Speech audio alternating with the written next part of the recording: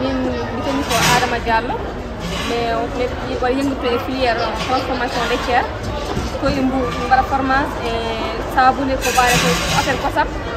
kosam na mette maɗum sabune walla maɗum formation walla yawraji walla ngata aussi wawi won holko gadɗon ɗo e nder jeere nde min gaddi ɗo ko formation uji formation à partir de lait de kosam mbeew e kosam nayi e kosam baali aussi kami gaddi wadde expliqué ɗo yewtan min holno golle mon ɗe jarata golle ɗe min etta kosam na min mbawi ɗumen dañde ko anni kosam ɗo parfois ɗo hewata ha ɓurta a wawa wadde ɗum kosam kaɗam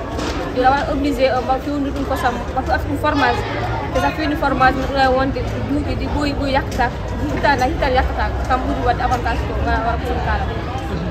e nder ɗum holko secteur d' activité hannde to baŋnge économique holko golle ɗe mbaɗani on golle ɗe hen parti goto so tawi rewɓe ɗuɓe yahanoɓe nen jaaha e guure min cippoye natti wadde min garata hay wuma min ƴetta kosam maɓɓe min nawa min jeeyoyi hande ɓuuri webde comme ça umuɗa kilométre e kilométre aji jaaha andi ɗum usata rewɓe ɓe mbiɗa minene min getti déplacement o mbaɗi unité goto ɓe ganduɗa mbaɗa collecté leewo eɓe jeeya kosam maɓɓe dañen haala tampata hen e nder ɗum on tampata hen hannde to baŋnge gartam holto ɗum tolni so tawi aɗa wawi min hokkude hayso chiffre uji seeɗa kosam pourcentage gartam muɗum hannde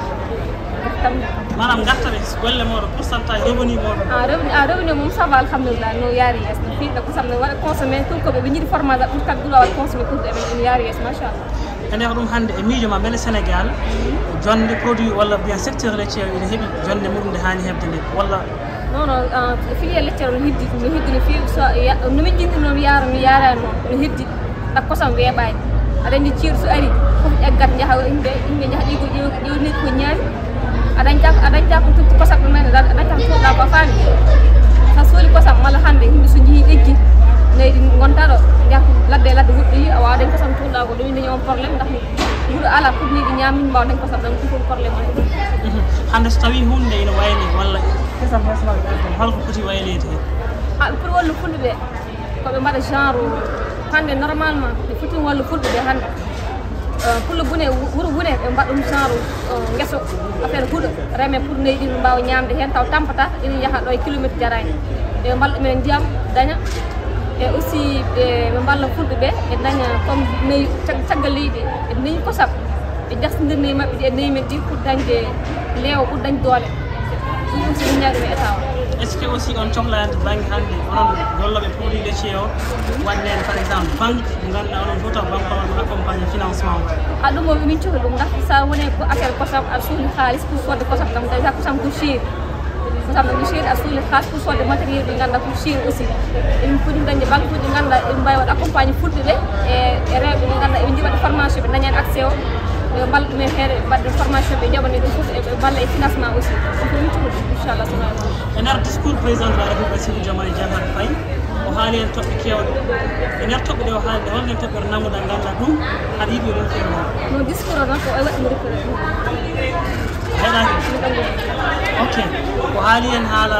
vol de bétail o ɗum éradiqué o haali hen wadde mise en application loi sylvio pastoral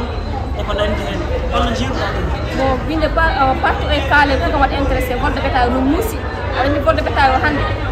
a ñamlor haalis banque so a ñamlima haalis hannde tooɗa neyima walla beyima wuuɓe ngala guddi ɗum ko poɗɗa yebde banque a ñawaɗi ɗum yebde hannde janggo janggo joni ko mballa yimɓe yoɓe mballa yimɓe sécurité o e traçabilité kala gujjuɗo so yitama gandu jomum o ummiri traçabilité ɓuurat importance ɗum coɗi torsa hol message ma hannde rewɓe hono ma golloɓe produit laitier mbeɗa wi koye jaam fulɓe ɓe mbeɗa yiɗɓe eɓe pewno kosam mais ina heddi seeɗa e ɓuuri wallede formation e ɓuuri waɗa maîtrise domaine o ndax hannde saɗa fewno kosam normalement innamine affaire laaɓal saɗa feere kosam ala droit ko wadde ala droit hakkude ay potome jawe ɗum fof ko hygiéne bokki fof mbaɗe formation ɓe mbaɗa maîtrise ɓe mballe wadde affaire formation quoi ɓe mbaɗa formation comme ça ndungu adi kosam hewata ɓurti so heewi ɗi rufa ɗum bala ɓe rufa ɗum ɓe mbawi wadde transformé ɗum formation ɗum wawi wonde yahata e kiɓaɗe gasata ko yahtama